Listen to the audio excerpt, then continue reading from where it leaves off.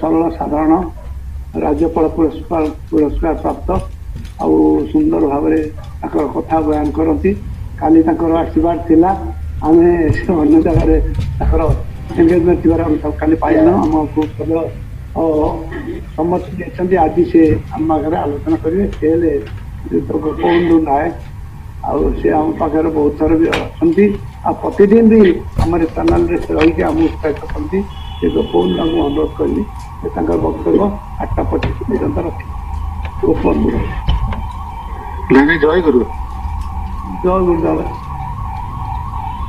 वंदे लोकतिलकम सत्तुत वार्ता विभूषणम अमर कृत्युत्सारणं प्रबुद्धं लोक जीवनम प्रणय प्रमत्त जाग दीपनं वंदे जीवन जीवनम सत्पुरुषम परम प्रेममय परम दयाल श्री श्री ठाकुर परमाराध्या जगत जननी श्री श्री बड़मा परम पूज्यपाद जुगाचार्य देव श्री श्री बड़दा आचार्य देव परम पूज्यपाद श्री श्री दादा परम पूज्यपाद श्री श्री बाबायदा ये सभी रातुल चरण अनंत कोटि प्रणाम।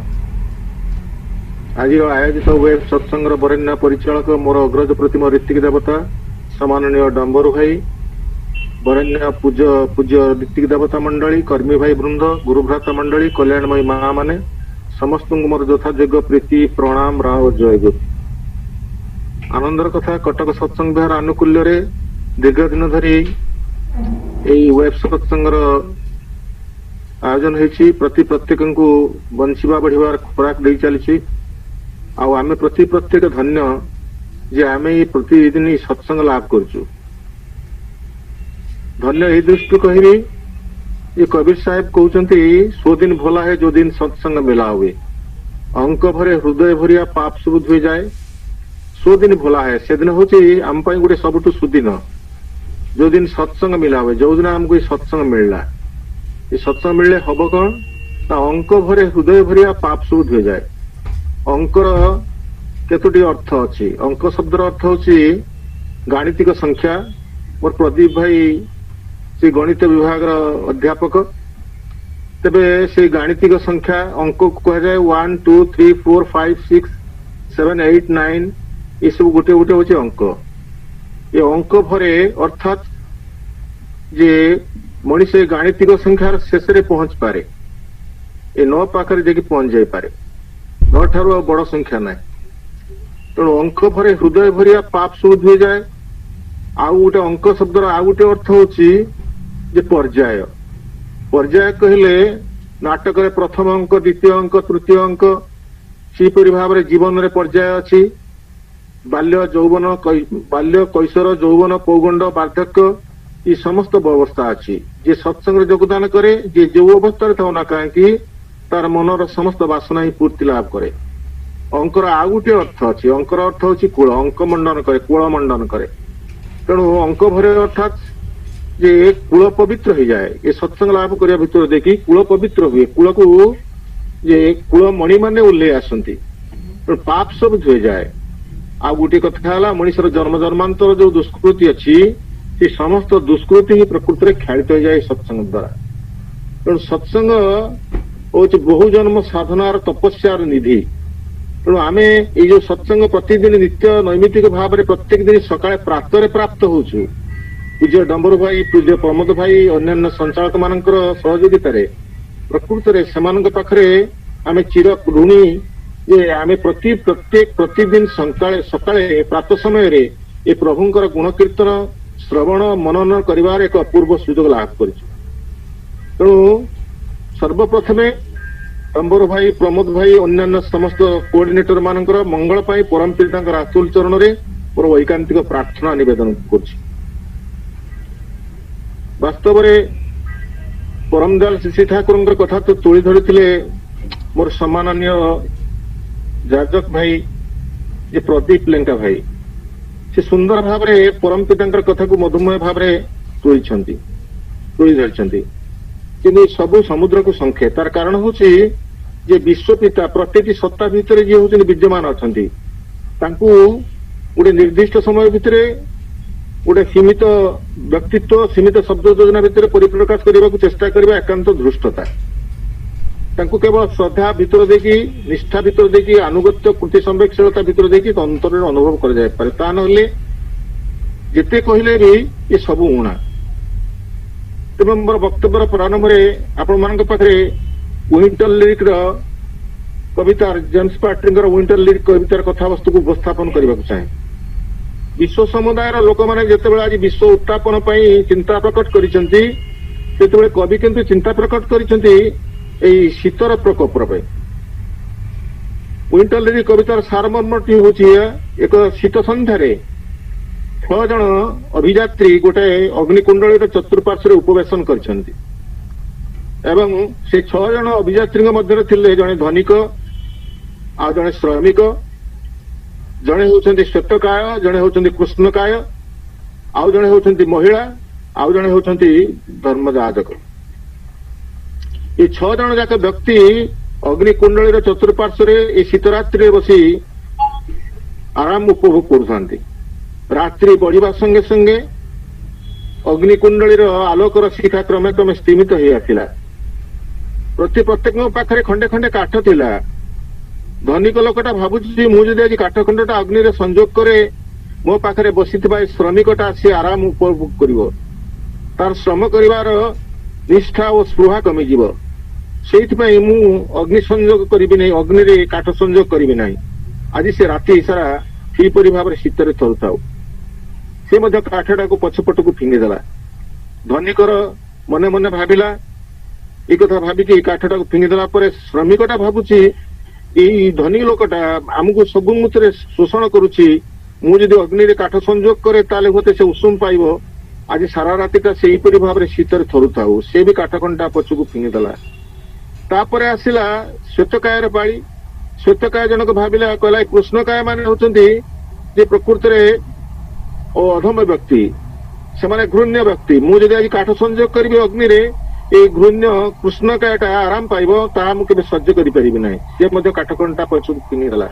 କୃଷ୍ଣକାୟଟା ଭାବିଲା, ଏ ଶ୍ୱେତାଙ୍ଗ ମାନେ ଯେ ଆମମାନଙ୍କୁ ଜୀବନ ସାରା ଟର୍ଚର କରି ଚାଲିଛନ୍ତି, ଆଜି ଶୀତ ରାତିଟାରେ ସେମିତି ଥରୁଥାଉ, ମୁଁ ମୋ କାଠଟାକୁ ମଧ୍ୟ ପଛପଟକୁ ଫିଙ୍ଗିଦେବି। ସେ ବି ଫିଙ୍ଗିଦେଲା।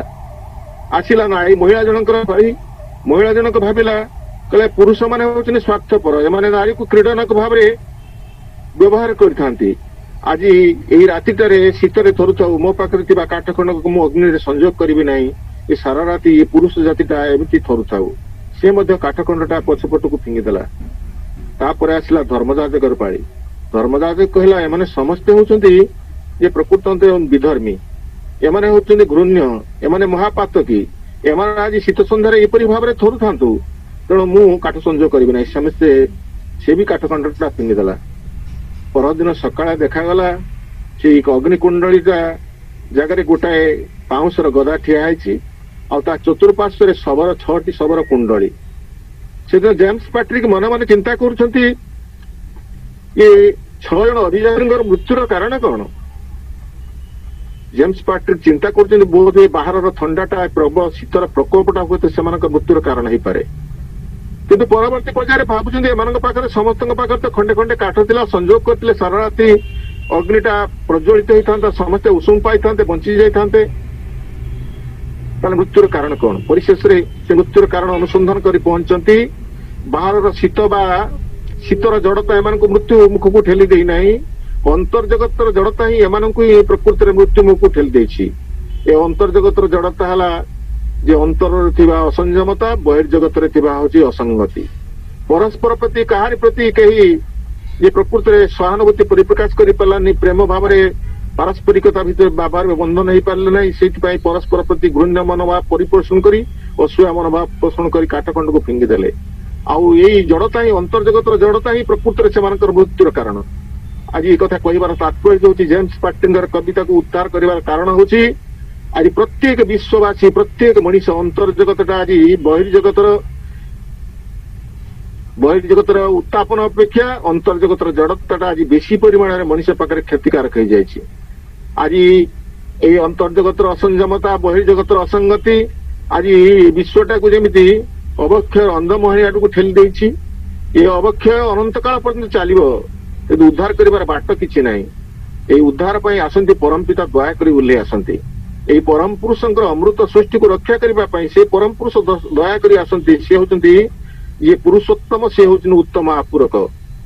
सी होती परस्पर प्रत्येक परिपूरण करिपारंती आम जगत जहाँ किसी विकृति अच्छी से विकृतिर शुभ विनायक बाबा आसती तेणु तांको जीवन में वरण करने हुए परम दयाल श्री ठाकुर आलोचना प्रसंग सप्तम खंड 92 पृष्ठ कहते जे ईश्वर पुरुषोत्तम पाखे तीन वैशिष्ट्य था गोटे हूँ गॉड द फादर आउट है गॉड द सन आउट है God the Holy Ghost God the Father होचंती जे सृष्टिकर्ता आ गॉड द सन होचंती जे नर रूपधारी नर विग्रह धारण करथिबा परम पुरुष ही होचंती गॉड द सन आउ गॉड द होली घोस्ट कहले श्री ठाकुर कहउचंती जे आम भीतर थिबा जीवात्मा बा जीव सत्ता आउ एई जेतबेले जीव सत्ताटा जेतबेले से मुक्त नारायण सहित युक्त हुए ता भितरे से पालन करता अर्थात जे गॉड द फादर आउ God the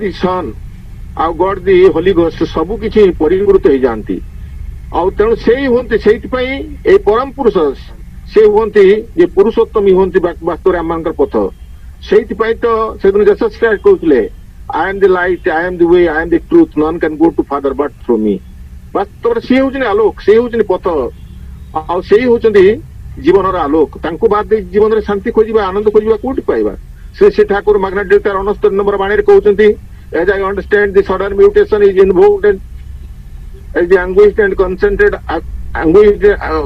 orders of the people. He is born and conceived and born as the prophet. He is the miracle of the flesh and blood which source from the heaven for the people below. As I understand, the sudden mutation कहले संयोग. The sudden mutation is invoked. Say invoked as concentrated and anguished orders of the people. Say आसंती मनुष्य आर्त चित्कार जेतबे जाए सेतबे से प्रकृति मूर्त होइक आसंती. He is conceived and born as the prophet. से जेतबे मनुष्य आकुल प्रार्थना जेतबे चित्कार करे जेतबे आकुल विव्रत आह्वान प्रकंपित चंचल प्रकंपित प्रतिदीप्ति नहीं आकुल अंतर अंतकरण डाकुता किए अच्छे बंचाओ किए अच्छे बंचाओ किए अच्छे बंचाओ ये आकुल प्रार्थनार मूर्त स्वरूप होइक आसंती से परम पुरुष. He is born, he is conceived and born as the prophet. He is the miracle of the flesh and blood who shoots from the heaven for the people below. He is the miracle of the flesh and blood. सी होचंती a miracle of the flesh and blood ए रक्त मांस संकुल शरीर भितरे सी होचंती प्रकृति रे मिराकल. तांको ई बुझिबाटा मनुष्य पकरे संभव ही पारे ना कारण तांको भितरे सी गॉड द फादर आ गॉड द सन आ गॉड द होली घोस्ट सबु किछि मूर्त होई थाए सेति पई तांको बुझि पारे ना मनुष्य. आज परम प्रेममय श्री श्री ठाकुर धरावतरण करछन्ती सृष्टि रो अवक्षय मुहूर्त रे सृष्टि को रक्षा करिबा पई तांकरे अमृत विश्व को अमृतान रूपांतरित करिबा पई समग्र विश्व को ही वास्तव रे विश्वर प्रत्येक जीव सत्ता को देवत्व रूपांतरित करिबा पई प्रत्येक व्यक्ति सत्ता भीतर देवत्व उद्वर्तन पई तांकरे धरावतरण हेछि आउ से तांको बुझिबा मनुष्य पकरे संभव है जदियो 133 तम जन्म जयंती आम पालन कर सारी तथापि भी विश्व बक्षर प्रत्येक मनुष्य पाखे श्री श्री ठाकुर बार्ता पहुंची पारि ना से तो परम पूज्यपद आचार्य देव आकुल भाव में कहते 3.5 कोटी दीक्षा लोकों पाखे अंत बार्ता को पहुंचे देवा पड़ो नाम अभिमंत्रित करने पड़ो ता ना बंचार पाट बा कौटी वास्तव में बुझा संभव हुए ना मनुष्यर जन्मगत सूत्र से वैदिक संजोग भीतर देखिए तार सृष्टि ही पारे से आज परम पुरुष को बुझा संभव है नहीं. परम पुरुष बार्ता जदियो प्रति मुहूर्त मनुष्य कान पाखे पहुंचुची मनुष्य ग्रहण कर पार ना तार कारण हूँ मनुष्यर जो जैविक संस्थिति ये जैविक संस्थिति भितर विकृतिर चरम घनटा मानसिक क्षेत्र में चिंता चलन आचार व्यवहार सबकि जमी आज विकृति आ विकृतिर शुभ विनायक भाव में आस परम प्रेम श्री श्री ठाकुर बुझा आम विकृतिर चरम विनायन आवश्यकता अच्छी. श्री श्री ठाकुर परम भक्त माननीय सत्संग अभूतपूर्व सभापति गोपाल दा लिखिं निजर आत्मजीवनी कहानी भीतर लिखिं बंधु सुखद रंजन घर पाखे कालीवाड़ी जड़े साधु रोता हूँ गोस्वामी श्यामानंद आसामी गोस्वामी श्यामानंद पाखे जो जा पहुंची सुखद रंजन प्रार्थना कर दीक्षा ग्रहण करने से कही आम तुम्हार गुरु नए तुम्हार गुरुजी नहीं तिनी परम पुरुष धराधाम अवतरण करेছেন तार काছে তুমি दीक्षा निब फेरी आछंती सेदिन गोपाल दा और सुखद रंजन विफल मनोरथ परवर्ती पर्यायर सुखद रंजन କଲିକତାରେ ଅଧ୍ୟୟନ କରୁଥିବା ସମୟରେ ଶ୍ରୀ ଶ୍ରୀ ଠାକୁରଙ୍କର ଦୀକ୍ଷା ଗ୍ରହଣ କରିଛନ୍ତି। ଆଉ ଦୀକ୍ଷା ଗ୍ରହଣ କରି ସାରିଲା ପରେ ମନ ଭିତରେ ବାସନା ଜାଗ୍ରତ ହେଇଛି, ମୁଁ ଯାହାଙ୍କର ଦୀକ୍ଷା ଗ୍ରହଣ କଲି ସତରେ କଣ ସେ ପରମ ପୁରୁଷ କହିଥିଲେ ତ ଗୋସ୍ୱାମୀ ସ୍ୱାମାନନ୍ଦ ବିଶ୍ୱ ବ୍ରହ୍ମାଣ୍ଡର ମାଲିକ ହେବେ ଆମର ଗୁରୁ। ତେଣୁ ମନ ଭିତରେ ସନ୍ଦେହ ଜାଗିଛି। ପ୍ରମାଣ କରିବା ପାଇଁ ଯାଇଛନ୍ତି ସେଇ ଗୋସ୍ୱାମୀ ସ୍ୱାମାନନ୍ଦ ପାଖରୁ। ଗୋସ୍ୱାମୀ ସ୍ୱାମାନନ୍ଦ ସେତେବେଳକୁ ସେଇ କାଳିବାଡି ଛାଡି ତ୍ୟାଗ କରି ଶିଲଚର ଚାଲି ଯାଇଛନ୍ତି। ଶିଲଚରରେ ପହଞ୍ଚନ୍ତି ହଉଛନ୍ତି ସୁଖଦାରଞ୍ଜନ। ଯେତେବେଳେ ପହଞ୍ଚନ୍ତି ଗୋଟେ ଅଭାବନୀୟ ଘଟଣା ତାଙ୍କ ଦୃଶ୍ୟ ମାନସ ପଟରେ ଦୃଶ୍ୟ ହେଇଛି। ଦେଖୁଛନ୍ତି ଯୋଉ ଗୋସ୍ୱାମୀ ସ୍ୱାମାନନ୍ଦ ବସିଥିବା ଜାଗାରୁ ଉଠି ଗୋଟେ ଲୋକକୁ ଗୋଟେ ଲାଠି ଧରି ଗୋଡେଇବାର ଲାଗିଛନ୍ତି। କହୁଛନ୍ତି ମହାପାତ କି ତୁମ यहाँ से भागो, यहाँ से भागो, यहाँ से भागो କହି ଲାଠି ଧରି ତାକୁ ଗୋଡେଇ ଗୋଡେଇ ଚାଲିଛନ୍ତି। ତୁମ ପାତ କି ତୁମି ନର ତୁମେ ସତ୍ତାଘାତୀ, ତୁମେ यहाँ से भागो, यहाँ से भागो କହି ତାକୁ ଆଶ୍ରମ ବାହାରେ ନେଇ ଛାଡି ଦେଇ ଆସିଛନ୍ତି। ତାପରେ ଯେତେବେଳେ ସେ ଗୋସ୍ୱାମୀ ସ୍ୱାମାନନ୍ଦ ଶାନ୍ତ ହେଇ বসছেন সুখদানঞ্জন প্রশ্ন করছেন হাত জোড়ি, ওই লোকটা আপনার কাছে এসেছিলেন, আপনি ওকে তাড়িয়ে দিলেন কেন, গালাগালি করেছিলেন কেন, ওকে মহাপাতকে বলেছিলেন কেন, তার কারণটা কি? সেতবে কହୁଛନ୍ତି সেদিন গোস্বামী স্বামানন্দ, আপনি জানেন ওই যে লোকটা সৎসঙ্গর দীক্ষা গ্রহণ করেছিল, সৎসঙ্গর যে প্রাণ প্রতিষ্ঠাতা পরম পুরুষ শ্রী শ্রী ঠাকুর যে বিশ্ব ব্রহ্মাণ্ডের মালিক তার দীক্ষা গ্রহণ করেছিলেন। এবার আসছে আমার কাছে একটা ডোবার মতন যে তার কাছে দীক্ষা নেবার জন্য, ওইটা পাতকি, ওই জন্য আমি তাকে তাড়িয়ে দিলাম। আমি তাকে বললাম তুমি মহাপাতকি, ওখানে ভাগো, ওখানে ভাগো, ওখান থেকে ভাগো, ওখান থেকে ভাগো। সেদিন সুখদারঞ্জনଙ୍କ ଆଖିରୁ ଲୁହ ଛଳଛଳି ଆସିଛି, ଏଇଠି ପା ଲୁହ ଗଡି ପଡିଛି। ପଚାରୁଛନ୍ତି ସେଦିନ ଗୋସ୍ୱାମୀ ସ୍ୱାମାନନ୍ଦ, ও সুখদানন্দন তোমার চোখ থেকে জল পড়েছে কেন? সেদিন কହୁଛନ୍ତି সুখদারঞ্জন, বলে প্রভু আমিও এই শ্রী শ্রী ঠাকুরের দীক্ষা গ্রহণ করেছি। সেদিন উল্লসিত স্বরে কହୁଛନ୍ତି সেদিন গোস্বামী স্বামানন্দ, তুমি মহাভাগ্যবান, তুমি মহাভাগ্যবান, তোমার পূর্বজন্মর সুকৃতি, তুমি পরম পুরুষের দীক্ষা লাভ করেছো, তোমার জন্ম জন্মান্তর সাধনা সফল হয়েছে, তোমার জন্ম সার্থক হয়েছে। এবং সুখদানন্দଙ୍କର ଆଖିରୁ ଆନନ୍ଦର ଅଶ୍ରୁ ଝରି ପଡୁଛି, ବିନ୍ଦୁ ବିନ୍ଦୁ ହେଇଯାଉଛି। ହଉଛନ୍ତି ପରମ ପ୍ରେମମୟ ଶ୍ରୀ ଶ୍ରୀ ଠାକୁର। ବାସ୍ତବରେ ଆସିଛନ୍ତି ସିଏ ଯେ ବିଶ୍ୱ ବ୍ରହ୍ମାଣ୍ଡର ମାଲିକ, ଆଜି ଆସିଛନ୍ତି ଜଗତର ପାବକ ପୁରୁଷ ଭାବରେ। କିଏ ବୁଝିଛି ତାଙ୍କୁ, କିଏ ବୁଝେଇବ? ପରମ ପୂଜ୍ୟ ପାଶି ସେ ଦାଦା କହୁଥିଲେ ନିତ୍ୟ ଚାଲେ ତାର ଲୀଳା ଲୋକ ଲୋକାନ୍ତରେ, ଯା ହୃଦୟ ଜାଗଇ ଭକ୍ତି ସେଇ ବୁଝିପାରେ। ନିତ୍ୟ ଚାଲେ ତାର ଲୀଳା, ତାଙ୍କର ଲୀଳା ନିତ୍ୟ ଚାଲିଛି ଲୋକ ଲୋକାନ୍ତରେ, ଯା ହୃଦୟ ଜାଗଇ ଭକ୍ତି ସେଇ ବୁଝିପାରେ। ଯାହା ହୃଦୟ ଭିତରେ ଭକ୍ତି ଅଛି, ଶ୍ରଦ୍ଧା ଅଛି, ସେ କେବଳ ବୁଝିପାରିବ। ତା ନହେଲେ ବୁଝିପାରିବ ନାହିଁ। ବୁଝିବ କିଏ? ଆସିଛନ୍ତି ଶ୍ରୀ ଶ୍ରୀ ଠାକୁରଙ୍କ ପାଖକୁ ସେଦିନ ମୋହିନ ମୋହନ ଶାସ୍ତ୍ରୀ, ମାନେ ସମ୍ବାଦ ପତ୍ର ଅଧ୍ୟୟନ ମାଧ୍ୟମରେ ଜାଣିବାକୁ ପାଇଛନ୍ତି ପରମ ପୁରୁଷ ଧରାବତରଣ କରିଛନ୍ତି। ଭାବছেন ସତିକାରେ କି ପରମ ପୁରୁଷ ଧରାବତରଣ କରିଛନ୍ତି? ଜ୍ୟୋତିର୍ବିଜ୍ଞାନୀ ସେଇ ମୋହିନ ମୋହନ ଶାସ୍ତ୍ରୀ ଛୁଟି ଆସିଛନ୍ତି ଶ୍ରୀ ଶ୍ରୀ ଠାକୁରଙ୍କୁ ପରୀକ୍ଷା କରିବା ପାଇଁ। ଠାକୁରଙ୍କ ପାଖରେ ଯେତେବେଳେ ପହଞ୍ଚି ଯାଉଛନ୍ତି, ଠାକୁର କହୁଛନ୍ତି এই শাস্ত্রী মশাই আপনি দেখুন তো আমার জীবনে কি ভালো মন্দ আছেন, কই শ্রী শ্রী ঠাকুর তাଙ୍କ হাতটাକୁ বଢେଇ ଦଉଛନ୍ତି।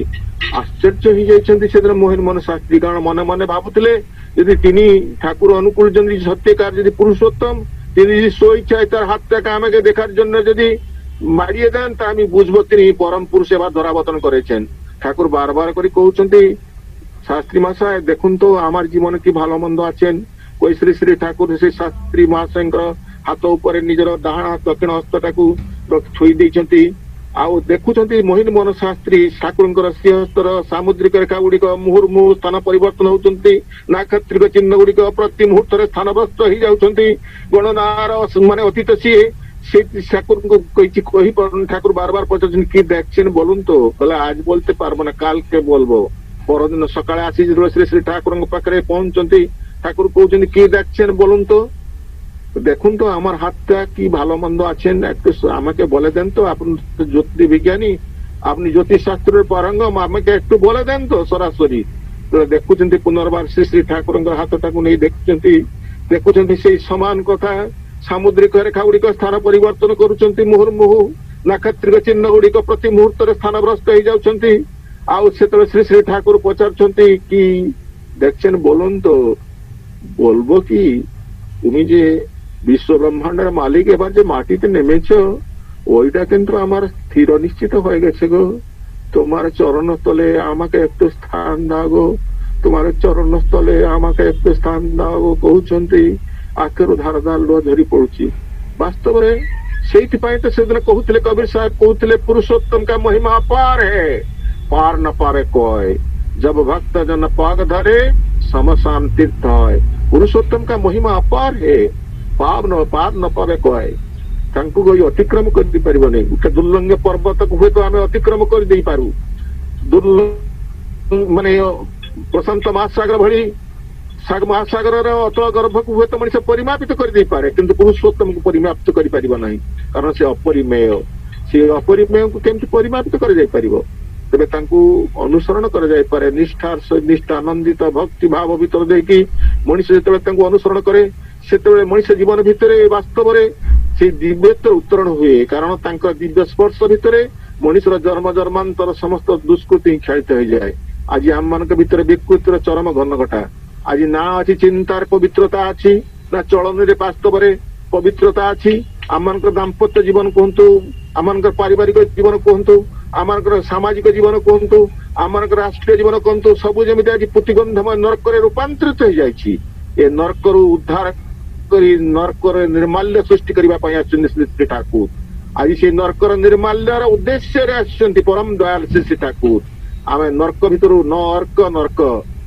ଅର୍କ ଶବ୍ଦର ଅର୍ଥ ହଉଛି ଆଲୋକ ବା ସୂର୍ଯ୍ୟ ଯୋଉଠି ସୂର୍ଯ୍ୟ ନାହିଁ ସେଠି ଆଲୋକ ନାହିଁ ଘନ ଅନ୍ଧାର ଆଜି ପ୍ରତ୍ୟେକ ମଣିଷ ସେ ଅନ୍ଧକାର ଭିତରେ ଡୁବି ରହିଛି ପ୍ରବୃତ୍ତିର ଭିତରେ ଆଜି ମଣିଷ ଛଟପଟ ଡାକୁଛି ବଞ୍ଚିବା ପାଇଁ ଚିତ୍କାର କରୁଛି ତାର ଅନ୍ତରାତ୍ମା କିନ୍ତୁ ବାସ୍ତବରେ ପ୍ରବୃତ୍ତିର କବଳରୁ ମୁକ୍ତି ପାଇବାର ବାଟ ନାହିଁ ଶ୍ରୀ ଠାକୁର କହୁଥିଲେ ପ୍ରବୃତ୍ତି যখন চাইবে তোতে করতে না জাহাল তাই বুঝে শুধু প্রেমের আগুন নামের আগুন প্রেমের ভরে জাল এই প্রবৃত্তি যখন চাইবে তোতে করতে না জাহাল যেতে প্রবৃত্তিটা তোতে নাজাহাল করছি তোতে তো বেকায়দা করে দেଉଛି তোর জীবনকে তো বিপর্যস্ত করে দেଉଛି প্রবৃত্তি যখন চাইবে তোতে করতে না জাহাল তাই বুঝে শুধু নামের আগুন প্রেমের ভরে জাল ତାକୁ ବୁଝିକି ତେଣୁ ନାମର ଅଗ୍ନିଟାକୁ ପ୍ରେମର ସହିତ ଶ୍ରଦ୍ଧା ସହିତ ନିଷ୍ଠାର ସହିତ ତତେ ଜାଳିବାକୁ ପଡିବ ପ୍ରଜ୍ୱଳିତ କରିବାକୁ ପଡିବ ସେଇଥିପାଇଁ ତାଙ୍କର ଦୀକ୍ଷା ପ୍ରয়োଜନତା ଅଛି ତାଙ୍କର ଦୀକ୍ଷା ନହେଲେ ମଣିଷ ଭିତରେ ସେ ନାମର ଅଗ୍ନି ପ୍ରବେଶ କରିପାରିବ ନାହିଁ ନାମର ଅଗ୍ନି ଯେତେବେଳେ ମଣିଷ ଭିତରେ ପ୍ରଜ୍ୱଳିତ ହୁଏ ସେତେବେଳେ ମଣିଷ ଭିତରେ ବାସ୍ତବ ଭାବରେ ଜନ୍ମ ଜନ୍ମାନ୍ତର ସମସ୍ତ ଦୁଷ୍କୃତି ଖେଳିତ ହେଇଯାଏ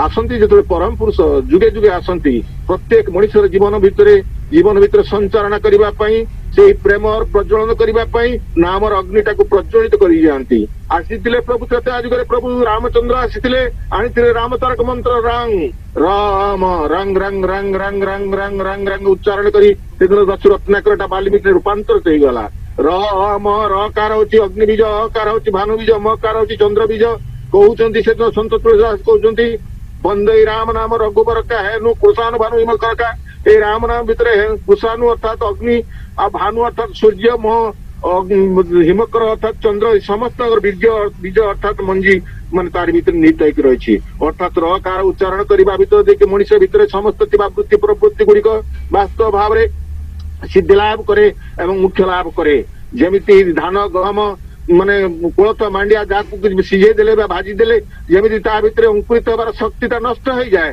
ସେହିପରି ରକାର ଉଚ୍ଚାରଣ କରିବା ଭିତରେ ଦେଇକି ପ୍ରତ୍ୟେକ ମଣିଷ ଭିତରେ ଥିବା ବୃତ୍ତି ପ୍ରବୃତ୍ତି ଗୁଡିକ ବାସ୍ତବ ଭାବରେ ସିଦ୍ଧି ଲାଭ କରେ ଅର୍ଥାତ୍ ସେଗୁଡିକ ଅଙ୍କୁରିତ ହବାର ପଥ ପାଏ ନା ସେଇଥିପାଇଁ ମଣିଷର ଜୀବନଟା ଯେ ପ୍ରକୃତରେ ପ୍ରବୃତ୍ତି ପରାମୃଷ୍ଟ ଜୀବନରୁ ଉଦ୍ଧାର ପାଏ ରକାର ପରେ ଅକାର ହଉଛି ଭାନୁ ବୀଜ ଭାନୁ ଅର୍ଥାତ୍ ସୂର୍ଯ୍ୟ ତ ଉଦିତ ହୁଅନ୍ତି ସମଗ୍ର ବିଶ୍ୱର ଅନ୍ଧକାର ଦୂରୀଭୂତ ହେଇଯାଏ ମାନେ ଆଲୋକର ପ୍ରଭାବରେ ପ୍ରତ୍ୟେକ ବସ୍ତୁର ସ୍ୱରୂପକୁ ଦର୍ଶନ କରିବାର ମଣିଷ ଭିତରେ ଶକ୍ତି ଓ ସାମର୍ଥ୍ୟ ଜାଗ୍ରତ ହୁଏ ସେହିପରି ଅକାର ଉଚ୍ଚାରଣ କରିବା ଭିତରେ ଦେଇକି ମଣିଷ ଭିତରେ ଯୋଉ ଅଜ୍ଞତା ଅଛି ଅନ୍ଧକାର ଅଛି ସେ ଦୂରୀଭୂତ ହେଇଯାଏ ଆଉ ତା ଭିତରେ ଦେଇକି ମଣିଷ ଭିତରେ ଜନ୍ମାନ୍ତର ସମସ୍ତ ଅଜ୍ଞତା ଦୂରୀଭୂତ ହେଇଯିବା ଫଳରେ ମଣିଷ ଭିତରେ ପ୍ରଜ୍ଞାର ଆଲୋକ ପ୍ରଜ୍ୱଳିତ ହୁଏ ତେଣୁ ଅକାର ମକାର ହେଲା ଚନ୍ଦ୍ର ବୀଜ ଚନ୍ଦ୍ର ହଉଛି ସୁଶୀତ କିରଣ ପ୍ରଦାନ କରନ୍ତି ଶାନ୍ତ ସମାହିତ ପ୍ରତ୍ୟେକ ମଣିଷର ଅନ୍ତରାତ୍ମାଟା ଯେମିତି ଶୀତଳତା ଲାଭ କରେ ଏଇ ବିମଳ ଜ୍ୟୋତ୍ସ୍ନାର ପରଶରେ ସେଇପରି ଭାବରେ ମକାର ଉଚ୍ଚାରଣ କରିବା ଭିତରେ ଦେଇକି ମଣିଷ ବୃତ୍ତି ପ୍ରବୃତ୍ତି ପରାମୃଷ୍ଟ ଜୀବନରୁ ମୁକ୍ତ ହେଇଥିବା ମଣିଷଟା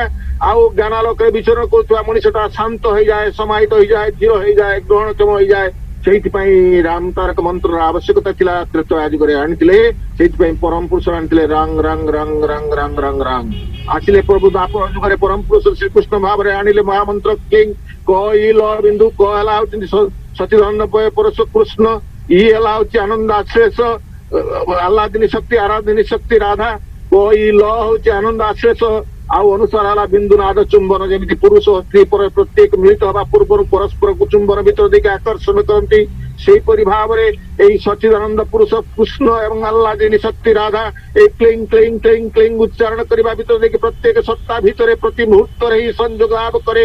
ଆଉ ମନୁଷ୍ୟ ଭିତରେ ଥିବା ବୃତ୍ତି ପ୍ରବୃତ୍ତିକୁ ନିରସନ ହେଇଯାଏ। ଆଉ ଯେ ପ୍ରକୃତରେ ରାଧାଙ୍କର ଯୋଉ ଆରାଧନୀ ଶକ୍ତି ଯୋଉ ଅଛନ୍ତି ଯୋଗିନୀ, ସେମାନେ ମଣିଷ ଭିତରେ ପ୍ରକୃତିରେ ତ ସହଯୋଗିତା କରନ୍ତି, ତେଣୁ ସେଇଥିପାଇଁ ପ୍ରକୃତିର କବଳରୁ ମଣିଷଟା ଉଦ୍ଧାର ପାଇଯାଏ। ତେଣୁ ଆମମାନଙ୍କୁ ଜୀବନରେ ବାସ୍ତବରେ ସେଇ ପରମ ପୁରୁଷଙ୍କୁ ଗ୍ରହଣ କରିବାକୁ ହୁଏ। ଆଜି ଆସିଛନ୍ତି ଗଳିର ଶେଷରେ ଆସିଛନ୍ତି ପରମ ଦୟାଲ ଶ୍ରୀ ଶ୍ରୀ ଠାକୁର ଅନୁକୂଳ ଚନ୍ଦ୍ର, ଆଣିଛନ୍ତି ଏହି ପରମ ପବିତ୍ର ମହାମନ୍ତ୍ର। ଯୋଉ ମହାମନ୍ତ୍ର ଗ୍ରହଣ କରିବା ଭିତରେ ଦେଇକି ପ୍ରତ୍ୟେକ ମଣିଷର ବୃତ୍ତି ପ୍ରବୃତ୍ତି ପରାମର୍ଶ ଜୀବନ ଭିତରୁ ମଣିଷଟା ଉଦ୍ଧାର ଲାଭ କରିବ, ମଣିଷ ଜୀବନଟା ସଞ୍ଜୀବିତ ହେଇଯିବ, ଆଉ ମଣିଷ ଜୀବନଟା ପ୍ରୀତି ଛନ୍ଦାୟିତ ହେଇଯିବ ମଧୁମର୍ଯ୍ୟାଦାର, ଯାହା ଫଳରେ କି ପ୍ରତ୍ୟେକ ମଣିଷ ଏକ ଦେବ ମଣିଷରେ ରୂପାନ୍ତରିତ ହେଇଯିବ। ଏ ବିଶ୍ୱଟା ହିଁ ପ୍ରକୃତରେ ଏକ ଅମୃତ ରୂପାନ୍ତରିତ ହବ, ଏଇ ପରିକଳ୍ପନା ହିତ ଆସିଛନ୍ତି। ସେଇଥିପାଇଁ ଶ୍ରୀ ଶ୍ରୀ ଠାକୁର ଦେଇଛନ୍ତି, ଏଇ ଦୀକ୍ଷାର ପ୍ରଚଳନ କରିଛନ୍ତି। ଯୋଉ କଥା ମୋର ଭାଇ କହୁଥିଲେ, ଲେଙ୍କା ଭାଇ କହୁଥିଲେ ସୁନ୍ଦର ଭାବରେ ଏଇ ଦୀକ୍ଷା ସମ୍ବନ୍ଧରେ କହୁଥିଲେ, ଶ୍ରୀ ଶ୍ରୀ ଠାକୁର ବାଣୀ ଉଦ୍ଧାର କହୁଥିଲେ, ଦକ୍ଷ ହେବାର ପଥ ଜଣାଏ ତାଇ ଦୀକ୍ଷାର ଅତ ଦାମ, ବୃତ୍ତି ଗୁରୁ କାছে ଗିଏ ସାର୍ଥକର ନାମ। ଅନେକ ଗୁରୁ ଅଛନ୍ତି ଯୋଉମାନେ କଥାର ଗୁରୁ ଅର୍ଥାତ ଧର୍ମ କଥକ ଅଛନ୍ତି, କିନ୍ତୁ ଶ୍ରୀ ଶ୍ରୀ ଠାକୁର କହୁଥିଲେ my life is my maxim, materialize maxim, ମୁଁ ଯାହା ଜୀବନରେ ପରିପାଳନ କରିଛି ତାହା ହିଁ ଆପଣମାନଙ୍କ ପାଖରେ ପରିପ୍ରକାଶ କରିଛି। ଶ୍ରୀ ଶ୍ରୀ ଠାକୁର ଯାହା ଜୀବନରେ କରିନାହାନ୍ତି ତାହା କେବେ କହିନାହାନ୍ତି। ତେଣୁ ବାସ୍ତବ ଭାବରେ ଶ୍ରୀ ଶ୍ରୀ ଠାକୁର ହଉଛନ୍ତି ସେଇ ଲିଭିଂ ଏମ୍ବଡିମେଣ୍ଟ। ତେଣୁ ଆମମାନଙ୍କୁ ଜୀବନ prophets are the materialize living embodiment of the way to the heaven, none can approach God but through him. Prophets are the materialize living embodiment of the way to the heaven.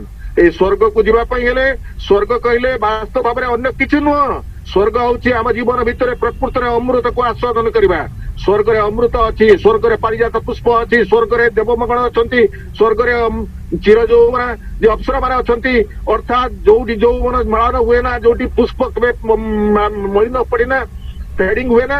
ଆଉ ଦେବତା ମାନେ ହଉଛନ୍ତି ଯୋଉମାନଙ୍କ ଜୀବନରେ ଦୀପ ଧାତୁ ଅଛି, ଦେବତା ଅର୍ଥାତ ଔଜ୍ଜଲ୍ୟତା ଅଛି, ଅର୍ଥାତ ଏଇ ସ୍ୱର୍ଗ ରାଜ୍ୟ ପ୍ରତିଷ୍ଠିତ ହବ। ପ୍ରତ୍ୟେକ ମଣିଷର ଜୀବନଟା ଉଜ୍ଜଳମୟ ଉଠିବ, ଆଉ ପ୍ରତ୍ୟେକ ମଣିଷ ସେ ଅନନ୍ତ ଯୌବନର ଅଧିକାରୀ ହେଇ ଉଠିବ।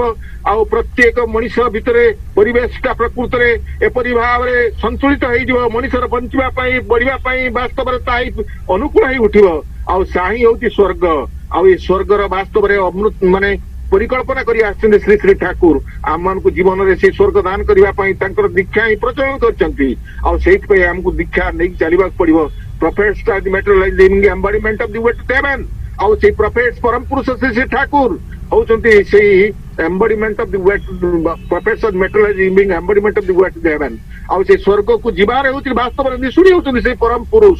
ତାଙ୍କୁ ବାଦ ଏଇ ଜୀବନରେ ଆମେ ଶାନ୍ତି ଖୋଜିଲେ ପାଇପାରିବା ନାହିଁ। ତେଣୁ ତାଙ୍କୁ ଗ୍ରହଣ କରିବାକୁ ପଡିବ, ନିରବିଚ୍ଛିନ୍ନ ଭାବରେ ତାଙ୍କୁ ଗ୍ରହଣ କରିବାକୁ ପଡିବ, ନିଷ୍ଠା ଅନୁଗତ୍ୟ କୃତି ସମ୍ବେକ୍ଷଣତା ଭିତରେ ଦେଇକି। ଆଉ ସେଇଥିପାଇଁ ତ ଶ୍ରୀ ଶ୍ରୀ ଠାକୁର ଆସିଛନ୍ତି, ଦେଇଛନ୍ତି ଯଜନ ଯାଜନ ଇଷ୍ଟବୃତ୍ତି ସ୍ୱସ୍ଥ ସଦାଚାର, ଏଇ ନୀତି ଗୁଡିକୁ ଜୀବନରେ ପରିପାଳନ କରିବାକୁ ପଡିବ। ତାର ଭିତରେ ଦେଇକି ଜୀବନଟା ବାସ୍ତବରେ ପ୍ରୀତି ମନ୍ଦାକିନୀର ଧାରା ଜୀବନ ଭିତରେ ଉତ୍ସାରିତ ହେଇ ଉଠିବ। ଏଇ ଯୋଜନ କରିବା ଭିତରେ ଦେଇକି ମଣିଷର ବୃତ୍ତି ପ୍ରବୃତ୍ତି ପରାମର୍ଶ ଜୀବନର ମଣିଷ ଉଦ୍ଧାର ପାଇବ। ଆଉ ଶ୍ରୀ ଶ୍ରୀ ଠାକୁର କହୁଛନ୍ତି ଆମମାନଙ୍କର ଜୀବନରେ ଯେ ଏଇ ଇଷ୍ଟଙ୍କୁ ନେଇକି ଯେତେବେଳେ ମଣିଷ ଚାଲେ, ତେଣୁ ବାସ୍ତବ ଜୀବନ ଭିତରେ ଶ୍ରୀ ଶ୍ରୀ ଠାକୁରଙ୍କୁ ପ୍ରଶ୍ନ କରିଛନ୍ତି ଜାମିନୀକାନ୍ତ ରାୟଚୌଧୁରୀ, ଠାକୁର আমি দীক্ষা নিলে আমার কি হবে? সেদিন শ্রী শ্রী ঠাকুর কହୁଛନ୍ତି এই দীক্ষা নিলে জন্ম জন্মান্তরে যে বিকৃতি আছে, মনীষ বিকৃতি আছে, বিকৃতির প্রক্ষালন হয়ে যাবে। আর কি হবে জানেন? এই মনীষ প্রবৃত্তি পরামর্শ জীবন থেকে উদ্ধার পাবেন। সেতবেলে শ্রী শ্রী ঠাকুর কହୁଛନ୍ତି তুমি 6 মাস নাম করে এইটা দেখুন না কি হচ্ছে তোমাদের। ଯାଇଛନ୍ତି ସେଦିନ ଜାମିନୀକାନ୍ତ ରାୟଚୌଧୁରୀ 6 ମାସ ଧରି ନାମ ଭାବରେ କରିଛନ୍ତି। ଆଉ ତାପରେ କଲିକତା ନିଜର ବ୍ୟକ୍ତିଗତ ଦାର ଯେତେବେଳେ ଯାଇଛନ୍ତି, କଲିକତାର ଆମ ଷ୍ଟ୍ରିଟ୍ରେ এই ପଞ୍ଜାବୀ ହୋଟେଲରେ ଯେତେବେଳେ ରୁଟି ମାଂସ ଦେଖିଛନ୍ତି, ତାଙ୍କ ଭିତରେ ଥିବା ଲୁପ୍ତ ବାସନାଟା ଜାଗ୍ରତ ହେଇଛି। ভাবছেন ঠাকুর তো এখানে নেই, এবার একবার রুটি মাংস খেয়ে দিলে কি হবে? ঠাকুর তো দেখতে পারবেন না, আমার কিছু অসুবিধাই হবে না। ତେଣୁ ରୁଟି ମାଂସ ବରାଦ ଦେଇଛନ୍ତି। ଆଉ ଯେତେବେଳେ ରୁଟି ମାଂସ ଖାଇବା ପାଇଁ ମାଂସ ଯେତେବେଳେ ଖାଇବା ପାଇଁ ପାଟିକୁ ନେଇଛନ୍ତି, ଭଲ କିନା ବାନ୍ତି କରିଛନ୍ତି, ବମି ହେଇଯାଇଛି। ଯେତେବେଳେ ପରବର୍ତ୍ତୀ ପର୍ଯ୍ୟାୟରେ ଶ୍ରୀ ଶ୍ରୀ ଠାକୁରଙ୍କ ପାଖରେ ଆସି ପହଞ୍ଚୁଛନ୍ତି, ଶ୍ରୀ ଶ୍ରୀ ଠାକୁର ପଚାରୁଛନ୍ତି, কৌଛନ୍ତି জামিনীদা আপনার রুটি মাংসটা খাওয়াটা কেমন হলো? বলে ঠাকুর আর খাওয়া হলো কেমন করে, এই তো সব কিছু বমি হয়ে গেল। আপনি যে ফাঁদ পেতেছেন এই ফাঁদ থেকে কি আর মুক্তি আছে? বাস্তবে এই হচ্ছেন পরম দয়াল শ্রী শ্রী ঠাকুর অনুকূল চন্দ্র এই ଯୋଉ ନାମ ଦେଇଛନ୍ତି ଏଇ ନାମଟା ପ୍ରକୃତରେ ପ୍ରତ୍ୟେକଟି ମଣିଷର ଏକାନ୍ତ ପ୍ରୟୋଜନ ତା ନହେଲେ ନାମ ମଣିଷକୁ ତୀକ୍ଷ୍ଣ করে ଧ୍ୟାନ ମଣିଷକୁ ଗ୍ରହଣକ୍ଷମ କରେ ଶ୍ରୀ ଠାକୁର ସେଇଥିପାଇଁ ତ କହୁଛନ୍ତି name and love can conquer this universe এই ବିଶ୍ୱଟାକୁ ଜୟ କରିବା ପାଇଁ ହେଲେ এই ନାମର ଆବଶ୍ୟକତା ଅଛି ଆଉ এই ପ୍ରେମର ଆବଶ୍ୟକତା ଅଛି ପ୍ରେମ ଶୂନ୍ୟ ଜଗତରେ ପ୍ରେମ ସୃଷ୍ଟି କରିବା ପାଇଁ ପ୍ରେମର ମୂର୍ତ୍ତ ପ୍ରତୀକ ଭାବରେ ଆସିଛନ୍ତି ପରମ ପ୍ରେମମୟ ଶ୍ରୀ ଶ୍ରୀ ଠାକୁର ଏବଂ ସେଇଥିପାଇଁ ଶ୍ରୀ ଶ୍ରୀ ଠାକୁର କହୁଥିଲେ be concentric with every urge for love love is life love is lure love is faith love is in active progress and love is in incarnation ବାସ୍ତବରେ love is God and his incarnation love be concentric with every urge for love ଆମମାନଙ୍କୁ କନସେଣ୍ଟ୍ରିକ ହେବାକୁ ପଡିବ ସେଇ ପ୍ରିୟ ପରମଙ୍କ ପାଖରେ ଏଇ ପ୍ରେମ ପାଇଁ be concentric with every urge for love and love is faith love is lure love is life love is God and love is incarnation ବାସ୍ତବରେ ଏଇ ପ୍ରେମର ସ୍ମୃତ ସ୍ୱରୂପ ହିଁ ହେଉଛନ୍ତି ଈଶ୍ୱର ଯାହାଙ୍କ ସହିତ ଯୁକ୍ତ ନହେଲେ ମଣିଷର କିଛି ସମ୍ଭବ ହେଇପାରେ ନା ଲାଇନ ସହିତ ଯଦି ଆମେ ଯଦି ପ୍ରକୃତରେ এই ଯୋଉ ଇଲେକ୍ଟ୍ରିକ କଣ୍ଟ୍ରୋଲ ରୁମ୍ ସହିତ ଯଦି ଯୁକ୍ତ ନ ହଉ ଆମ ଘରଟା ଯେମିତି ଅନ୍ଧକାର ହେଇଯାଏ ଟ୍ରାନ୍ସଫର୍ମ ସହିତ ଯୁକ୍ତ ନହେଲେ ଯେମିତି ଘରଟା ଅନ୍ଧକାର থাকে ସେଇପରି ଭାବରେ ତାଙ୍କ ସହିତ ଯୁକ୍ତ ନହେଲେ ଜନ୍ମ ଜନ୍ମାନ୍ତର ଧରି ମଣିଷ ଭିତରେ ଥିବା ସେଇ ଅଳନ୍ଧୁ ଦୂରୀଭୂତ ହବ ନାହିଁ ତେଣୁ ତାଙ୍କୁ ଏଇ ଜୀବନରେ ବରଣ କରି ଚାଲିବାକୁ ପଡିବ ସେଇଟା ହିଁ ହଉଛି ବାସ୍ତବତା ସେଇଥିପାଇଁ ତ ସେ ଦେଇଛନ୍ତି ଆଉ ଏଇ ଧାରା ଏଇ ସାଧନର ଧାରାକୁ ସୁନ୍ଦର କରିବା ପାଇଁ ମଣିଷର ଲାଇଫଟାକୁ ପ୍ରଲଣ୍ଡ କରିବା ପାଇଁ ଦେଇଛନ୍ତି ମାନେ ଦେଇଛନ୍ତି ଯାଜନ କରିବାକୁ ପଡିବ କାରଣ ଏଇ ଯାଜନ କରିବା ଭିତରେ ଦେଇକି ମଣିଷର ଭାଷା ସୁନ୍ଦର ସଂଯତ ହବ ଭାଷା ଭିତରେ ସଞ୍ଚାରଣର ଶକ୍ତି ଅଛି ଭାଷାଟା ଯେତେବେଳେ ଅସଂଯତ ହେଇଯାଏ ଭାଷାଟା ଯେତେବେଳେ ବିଶୃଙ୍ଖଳ ହେଇଯାଏ ଭାଷାଟା ଯେତେବେଳେ ଯେ ପ୍ରକୃତରେ ମାନସିକ ବିକ୍ଷେପ ସୃଷ୍ଟି କରେ ସେତେବେଳେ ମଣିଷ ନିନ୍ଦିତ ହେଇଯାଏ ତେଣୁ ଭାଷାଟାକୁ ସୁନ୍ଦର କରିବା ପାଇଁ ହେଲେ ସେଇଥିପାଇଁ ଇଷ୍ଟକୁ ନେଇକି ଚାଲିବା ଇଷ୍ଟ ଯାଜନ କରିବାକୁ ପଡିବ ଶ୍ରୀ ଶ୍ରୀ ଠାକୁର କହିଲେ ଶ୍ରେଷ୍ଠ ଯାଜି ହେଲେ ମଣିଷ ବ୍ୟକ୍ତିତ୍ୱ ଗୋଟେ ପ୍ରଜ୍ଞା ନେଇ ନିମ୍ନ ଯାଜନେ ବୁଦ୍ଧିମଟା ନିଷ୍ଠା ପଳାଏ ଫାଙ୍କା ଦେଇ ତେଣୁ ଶ୍ରେଷ୍ଠ ଯାଜି ହେଲେ ମଣିଷ ଯଦି ମଣିଷ ସେଇ ଶ୍ରେଷ୍ଠ ବା ଶ୍ରେଷ୍ଠଙ୍କ ଯଦି ଯାଜନ କରେ ତାହେଲେ ବ୍ୟକ୍ତିତ୍ୱ ବଡ ନିଷ୍ଠା ନେଇ ବ୍ୟକ୍ତିତ୍ୱ ନିଷ୍ଠା ଭିତରେ ଦେଇକି ବ୍ୟକ୍ତିତ୍ୱଟା ବଢି ବଢି ଚାଲେ ନିମ୍ନ ଯାଜନେ ବୁଦ୍ଧିମୁଠା ନିଷ୍ଠା ପଳାଏ ଫାଙ୍କା ଯାଇ ଆମେ ନିମ୍ନ ଯାଜନ କରିବା ଭିତରେ ଦେଇକି ଆମର ନିଷ୍ଠାଟା ଫାଙ୍କି ଦେଇକି ପଳେଇ ଯାଏ ଆଜି କିନ୍ତୁ ମଣିଷ ଭିତରେ ସବୁଠୁ ଗୋଟେ ବଡ ଦୁର୍ବଳତା କଣ ଜାଣିଛନ୍ତି ମଣିଷଟା ନିମ୍ନର ଯାଜନ କରି ଚାଲିଛି ପିତା ମାତାଙ୍କର ଯାଜନ କରିପାରେ ନା ଗୁରୁ ପୁରୁଷୋତ୍ତମଙ୍କର ଯାଜନ କରିପାରେ ନା କହିଲେ ଆଜ୍ଞା କଣ କହିବି ମୁଁ ତ ଦୀକ୍ଷା ନେଇଛି ଯେ ମୁଁ କିଛି କହିପାରେନି ନିଜର ସ୍ତ୍ରୀ କଥା କହିଲା ବେଳକୁ ଘଣ୍ଟା ଘଣ୍ଟା କହିଦେଇପାରେ ଆଉ ନିଜର ପୁଅର କଥା କହିଲା ବେଳକୁ ଘଣ୍ଟା ଘଣ୍ଟା କହିଦେଇପାରେ ଘର ଥିବା ଦୁଧିଆଳି ଜର୍ସି ଗାଈର କଥା ଘଣ୍ଟା ଘଣ୍ଟା କହିଦେଇପାରେ ଆମ ଭିତରେ ଗୋଟେ ପ୍ରକୃତରେ ଏଇ ନିମ୍ନ ଯାଜନର ଭାବଟା ସଂକ୍ରମିତ ହେଇକି ରହିଛି ଶ୍ରୀ ଶ୍ରୀ ଠାକୁର ଆସିଛନ୍ତି ଆମକୁ ଏ କମ୍ପ୍ଲେକ୍ସେସର ଉର୍ଦ୍ଧ୍ୱକୁ ନେବା ପାଇଁ ଆଜି ଆମମାନେ ଗୋଟେ ବିଶେଷ ବେମାରୀରେ ଆକ୍ରାନ୍ତ ହେଇଯାଇଛୁ ଆଜ୍ଞା ଆପଣଙ୍କର ସାର୍ଟଟା ବହୁତ ଭଲ ମାନୁଛି ଆଜ୍ଞା ଏଟା କଣ ମୋର ଚଏସ୍ କି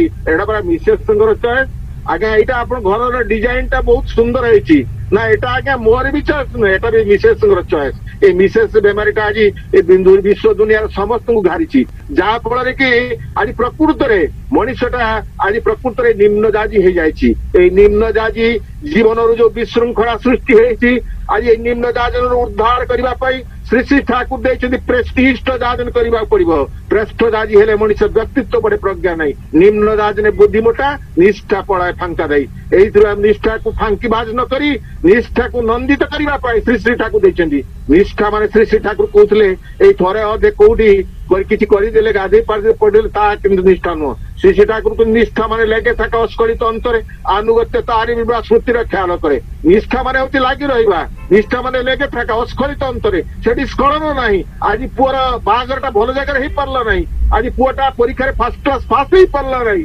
ସେଥିରେ ମୋର ସ୍ଖଳନ ହେଇଯିବ ତା ନୁହଁ ନିଷ୍ଠା ମାନେ ଲେଗେ থাকে ଅସ୍କଳିତ ଅନ୍ତରେ এই অস্খলিত অন্তরে লাগি রহিবা নিষ্ঠা মানে লেখা থাকা অস্খলিত অন্তরে আনুগত্য তারি বিবাহ স্মৃতির খেয়াল করে আনুগত্য ହେଲା ଅନୁ ଉପସର୍ଗ ଗମ ଧାତୁ ଅର୍ଥାତ୍ ତାଙ୍କୁ ଆଗରେ ରଖି ତାଙ୍କର ପଶ୍ଚାତରେ ଅନୁସରଣ କରିବା ତାଙ୍କୁ ପୂର୍ବ ଭାଗରେ ସମସ୍ତ କିଛି କର୍ମରେ ସମସ୍ତ କିଛି ଚିନ୍ତାରେ ସମସ୍ତ କିଛି ଚଳନରେ ସେ ରହିବେ ମୋର ପୂର୍ବ ଭାଗରେ ତାପରେ ଆଉ କିଛି ସବୁ କିଛି ସେଇଥିପାଇଁ ତ ଶ୍ରୀ ଶ୍ରୀ ଠାକୁର କହୁଥିଲେ you are for the Lord not for others you are for the Lord so for others ତେଣୁ ତୁମେ ହଉଛ ଈଶ୍ୱର ପୁରୁଷୋତ୍ତମଙ୍କ ପାଇଁ ତୁମେ ଆଉ କାହାରି ପାଇଁ ନୁହଁ ଯେହେତୁ ତୁମେ ତାଙ୍କ ପାଇଁ ତେଣୁ ଏ ବିଶ୍ୱ ଦୁନିଆରେ ତୁମେ ସମସ୍ତଙ୍କ ପାଇଁ ସେଇଥିପାଇଁ ତାଙ୍କୁ ହିଁ ତାଙ୍କରି ଯାଜନ କରିବାକୁ ପଡିବ ଖାଲି ସେତିକିରେ ଠାକୁର ଛାଡି ନାହାନ୍ତି ଠାକୁର କହିଛନ୍ତି ଇଷ୍ଟବୃତ୍ତି କରିବାକୁ ପଡିବ। ଏଇ ଇଷ୍ଟବୃତ୍ତି ଭିତରେ ଦେଇକି ଜୀବନଟା ପ୍ରୀତି ଛନ୍ଦାୟିତ ହେଇ ଉଠିବ, ମଧୁ ମନ୍ଦିରିତ ହେଇ ଉଠିବ, ଆଉ ମଣିଷର ଲାଇଫ ସ୍ପାନ୍ ଟା ପ୍ରଳଣିତ ହେଇଯିବ। ସେ ଠାକୁର ସେଦିନ କହୁଥିଲେ ଇଷ୍ଟ ଭରଣ ପ୍ରେସ୍ତ ପୋଷଣ ଉନ୍ନୟନର ମୂଳ କାରଣ, ଏହା ନ କରି ଯାହା କରିବୁ ଅଧପାତ୍ରରେ ତୋର ମରଣ। ତେଣୁ ଅଧପାତ୍ରରେ ତୋର ଜୀବନଟା ନଷ୍ଟ ହେଇଯିବ। ତେଣୁ ସେ ଠାକୁର କହୁଥିଲେ, ସେଇଥିପାଇଁ କହୁଛନ୍ତି ଯେ ବାସ୍ତବରେ ଇଷ୍ଟବୃତ ଧାନ যখন মাথায় থেকে জোড়ে সব প্রবৃত্তি স্তরে বিনিয়ে উঠে পড়ে সমাহারি দীপ্তি নিশায় কর্ম সন্দীপনা এমনি করে আসে তো জীবনের বর্ধনা। স্থবির স্নায়ুর সুস্থ টানে চলতি স্নায়ুর গতি আপদকাল সংক্রমণ দেই সারা নথি উড়ে বিপদ ছায়ের মতন ঝলক দীপন রাগে সম্পদে সে অতুট থাকে জীবন অনুরাগে। আজ জীবনের অনুরাগটা জগে দেওয়া শ্রী শ্রী ঠাকুর ଦେଇଛୁ ইষ্টবৃত্তির বিধান ଆଉ ସ୍ୱସ୍ତିନ ସଦାଚାର ଏଇସବୁ କଥା କହିବା ପାଇଁ ତ ଅନେକ ସମୟ ଲାଗେ, କିନ୍ତୁ ବାସ୍ତବରେ ଆଜି ସେଇ ପରମ ଦୟାଲ ଶ୍ରୀ ଠାକୁରଙ୍କ କଥାକୁ ସମୟଟା ଅତିକ୍ରାନ୍ତ କରିଦେଇଛି। କ୍ଷମା ପ୍ରାର୍ଥନା କରୁଛି। ପରିଶେଷରେ ଦୟାଳଙ୍କର ଆତୁର ଚରଣରେ ଏହି ପ୍ରାର୍ଥନା ନିବେଦନ କରିବି, ସମସ୍ତେ ଶାନ୍ତିରେ ରୁହନ୍ତୁ, ସୁଖରେ ରୁହନ୍ତୁ, ଆନନ୍ଦରେ ରୁହନ୍ତୁ। ଆଉ ଶ୍ରୀ ଶ୍ରୀ বরম পূজ্য পাশে শ্রী দাদাঙ্কর সেই কথা পিছু পিছু ছুটছে যারা মাথায় নিয়ে তোরে মিষ্টি কথায় ভুলিয়ে ভাবিছে অনন্তকাল রাখবে ধরে ডুববি যখন শুনবি আরে অভিশাপর কলসর হাতে ধরার থাকবে না কেউ শেষের সেদিন ভয়ঙ্কর ইসের বিষণে উঠলো বাজি কালপণি তোর মতার পরে বরন্তরে ডাকছে ওরা বাঁচবি তোরা কেমন করে লোভ দ্রোহর বান্ধন ছেড়ে ইষ্ট চিতায় ঝাঁপিয়ে পড় নইলে গতি কুম্ভি পাক শেষের সেদিন ভয়ঙ্কর শেষের সেদিন ভয়ঙ্কর শেষের সেদিন ভয়ঙ্কর।